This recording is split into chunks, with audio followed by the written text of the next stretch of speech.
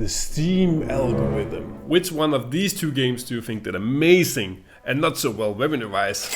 One is extremely successful and the other is not. But why is there such a big difference? Because both games, they look great. I'll explain it later.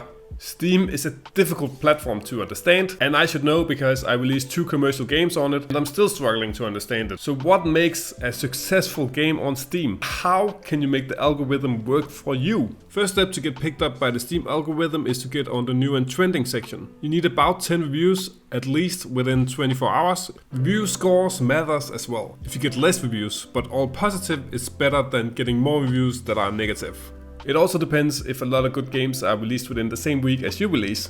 If you are in the popular upcoming tab, that helps as well. And you can become that by gaining a lot of wishlists. If you check your game on SteamDB and you see that your rank with wishlists is above 1000, that means that you'll most likely appear in the popular upcoming games before your game releases. You can get a good idea about the game's quality that are featured in the new and trending if you look at the popular upcoming tab on Steam. The 10 reviews that you get can't be with free keys. They need to buy it and review it. You can't ask people to leave a positive review, but you can ask them to leave a review and give their honest opinion. You might be thinking, why should I even care about being picked up on Steam? Let me tell you, small things can be crucial to your success on Steam, and it can mean the difference between going full-time indie or giving up on your dream. I took it upon myself to find these answers, and I analyzed 240 games that were released within a week's span. That's all the games that were released on Steam within 1 week. So here we are. Steam is by far the biggest platform you can release your games on. It has 26 million concurrent players. There are more than 11,000 games being released each year on Steam. Steam has this algorithm that recommends games to players, not only on the front page, but also on specific game pages and in their discovery queue. The algorithm is secret, and only Steam know how it works. If your game gets picked up by the algorithm,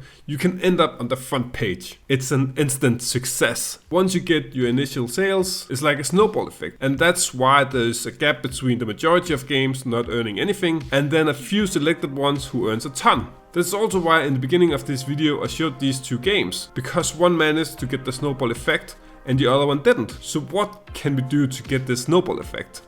In my last video I talked about that 50% of Steam games earn less than $4,000. But how do the bad games look on Steam?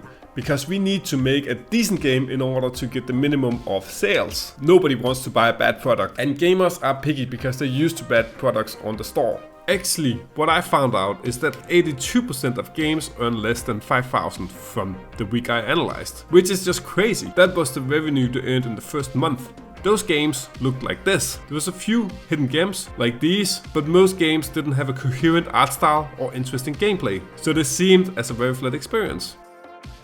You must make money. Steam is a business. It doesn't matter how many copies you sell or give away for free. What matters is the gross revenue. The more you sell, the more visibility you will get. A little while ago you could actually release a prologue that was free and gain a lot of attention. In my analysis it shows something different. Only the free games with a DLC did get a lot of attention. So releasing a free prologue doesn't do much. Pricing your game at a low price doesn't matter much. So a better way is to set a fair price that is in the high end for your game.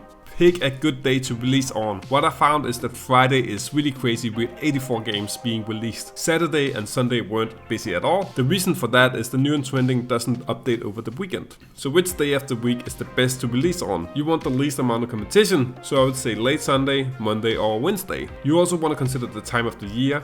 November and December are very busy months. Either release in the first quarter of the year or in the summer. That's my take. So let's make a big splash. And that means putting effort into your marketing material and doing something special for the launch of your Steam page. Put effort into making a good trailer, and that will mean gaining more wishlists. You can even time it with a festival.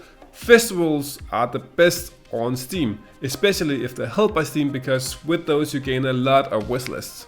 So how do you plan to conquer Steam? Do you agree with the steps that I shared? Join the conversation in the comments. I made a video about how much you should expect to sell on Steam, and I think you should watch that next because it really ties in with this video and is based on real statistics. This video is over.